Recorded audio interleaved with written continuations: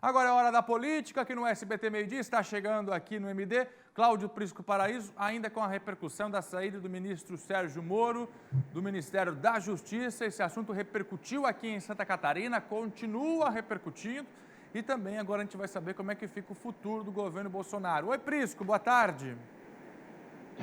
Muito boa tarde, Fernando, boa tarde a todos. Primeiro, falando aqui de Santa Catarina, na minha avaliação, o governador Carlos Moisés cometeu um equívoco brutal, na medida em que poderia ter apenas lamentado o desembarque de Sérgio Moro. Foi uma perda para o governo e para o país, como bem fez o senador Esperidião Amin.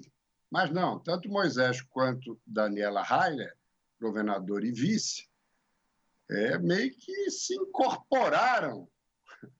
E surpreendente que Daniela Rainer é ligada a Jair Bolsonaro, meio que se incorporaram no grupo solidário com Sérgio Moro, assim como deve ter feito também, ou como efetivamente fez o senador Jorginho Melo, que acabou silenciando. De modo que, na minha avaliação, um equívoco na medida em que o governo federal é fundamental para qualquer governo estadual. Então, é mais uma indisposição de Moisés com o presidente da República. E, além do fato bizonho de oferecer um cargo no governo, uma secretaria de Estado, a Sérgio Moro, que, evidentemente, numa hora dessa não viria para Santa Catarina. Mas vamos agora fazer uma apreciação mais global sobre essa queda de braço entre o presidente e o ex-ministro da Justiça. Não temos ingênuos aí, e nem inocentes. Os dois vão sair menor ou menores do que entraram nesse enfrentamento. Essa que é a grande verdade. Um vai, seguramente, acumular um desgaste maior que o outro. Mas os dois saíram arranhados, chamuscados, sem dúvida nenhuma. Vejamos Sérgio Moro, né, que era o baluarte da credibilidade no Brasil, até pelo belíssimo trabalho realizado frente à Operação Lava Jato. Mas cometeu uma série de indelicadezas e uma série de incongruências, e talvez até crimes. E olha, estamos falando de um magistrado, juiz federal de 22 anos, que pilotou a maior operação de combate à corrupção no país, a Lava Jato. Vamos lá. Primeiro, não foi se despedir do presidente.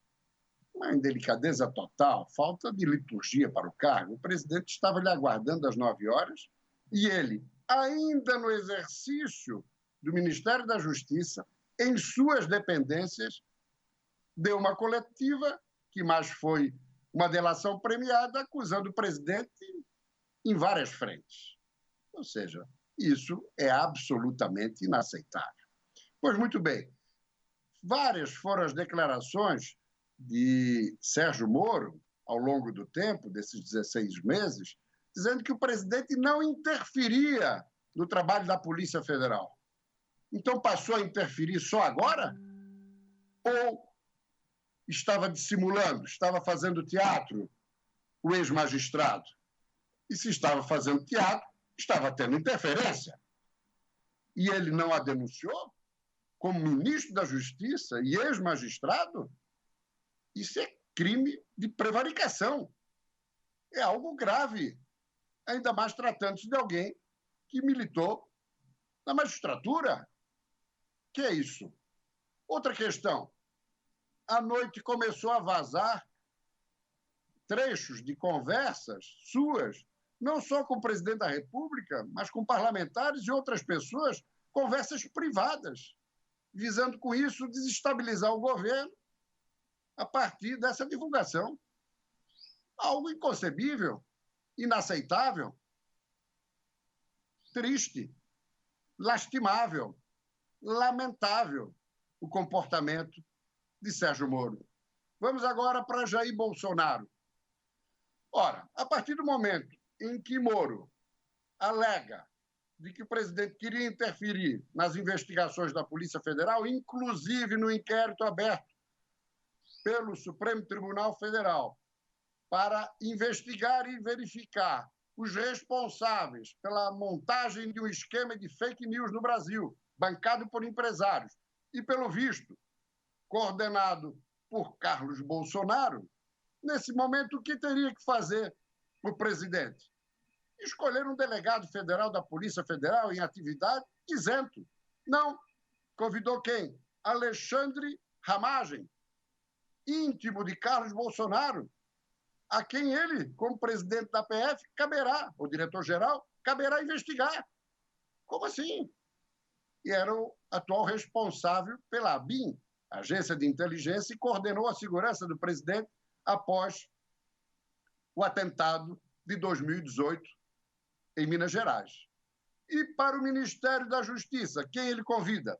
Jorge Oliveira, atual secretário da Presidência da República, que foi, por alguns anos, chefe de gabinete do deputado federal Eduardo Bolsonaro, e cujo pai, durante 20 anos, foi chefe de gabinete do então deputado Jair Bolsonaro.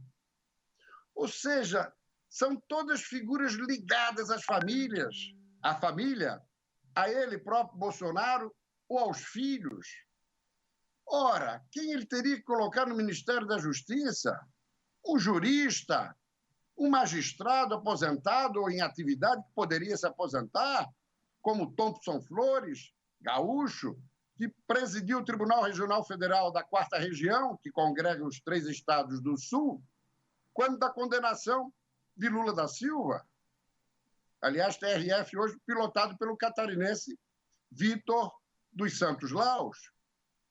Ou mesmo o ex-presidente do Tribunal de Justiça, Ivan Sartori, do TJ de São Paulo, já aposentado. Ou seja, para resumir a questão, nós estamos vendo aí uma série de equívocos, de procedimentos equivocados.